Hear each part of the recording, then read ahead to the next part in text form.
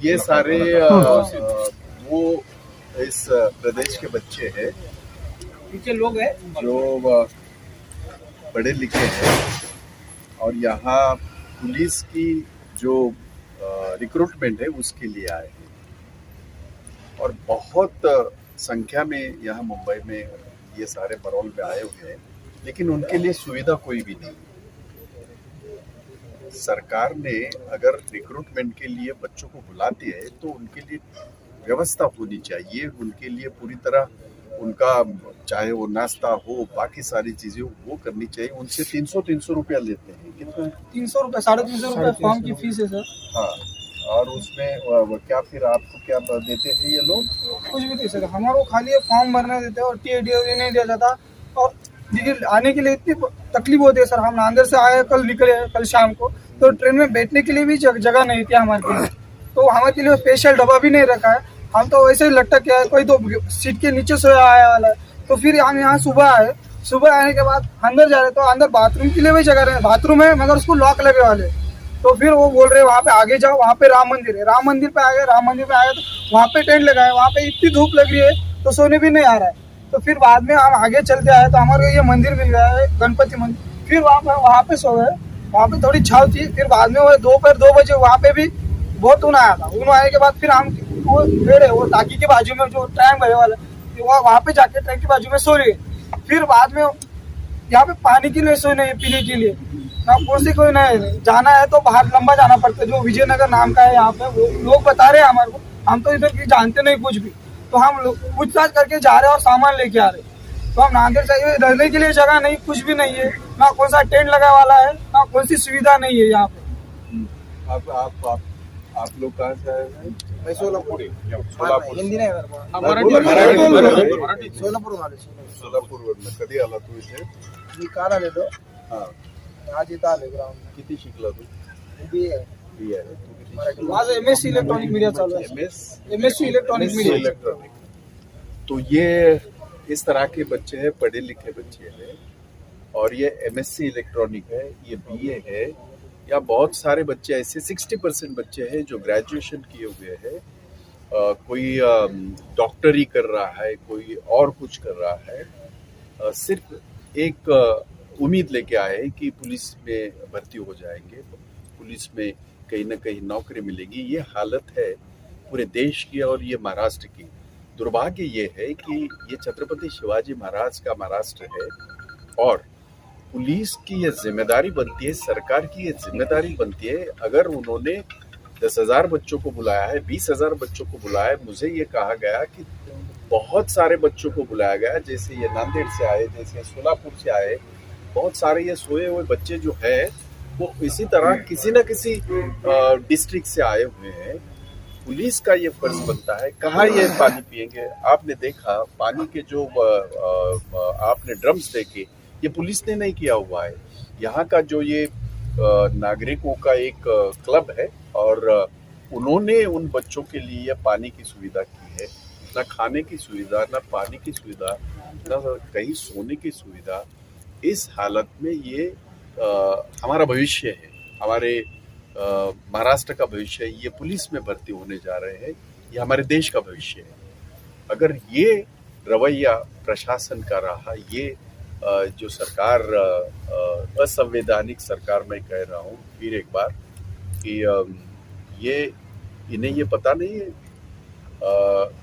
ये पुलिस का जो महकमा है वो देवेंद्र फडणवीस उसके मंत्री है, जो खुद मुख्यमंत्री रह चुके 5 साल पिछले। ये हालत और ये हालात, इसमें ये बच्चे सारे ये कर रहे हैं। यहाँ जहाँ हम अभी खड़े हैं, ये गणेश मंदिर के बाजू में गणेश तालाब कहते हैं इसको। यहाँ सांप है, बिच्छू है, बहुत सारे हैं, लेकिन उनके पास कोई पर्याय नहीं है। लेपर्ड भी यहाँ आके जाता है। मैं आज पता नहीं कि उनको शायद पता लगा पुलिस वालों को, बाहर उस कैंप के बाहर रास्ते पे सो जाते हैं बच्चे हजारों के तादाद में, और सुबह गाड़ियां जब जाती है तो उनको तकलीफ होती है।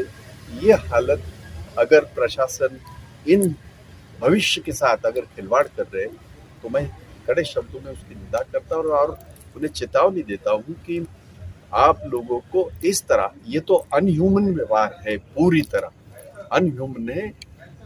अगर हम रिक्रूटमेंट कर रहे हैं तो उतने बच्चे बुलाओ जितनी की सुविधा है। और कैंप में की जो बात कर रहे हैं, कैंप में भी ये बताया गया है, मैं अभी कैंप में जाने वाला हूँ, और कैंप में भी ये बताया गया है कि सिर्फ टेंट के नाम पे ये किया गया है। सुविधा वहाँ बच्चों के लिए, ये टॉयलेट के लिए ये जंगल में जाते हैं, अपना पूरा जो प्रातः विधि सारे है वो इस जंगल में करते हैं, जिस जंगल में ये है लेपर्ड है और बहुत सारी घटनाएं यहाँ घटी हुई है, आप सारे जानते हैं।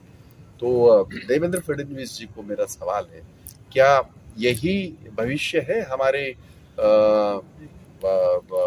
ये बच्चों का, महाराष्ट्र के इन बच्चों का, जो देश का भी भविष्य है, पुलिस में काम करेंगे आगे चल के, ये सारा पुलिस का पूरी दारोमदार ये संभालेंगे, तो ये आपका फर्ज नहीं बनता है?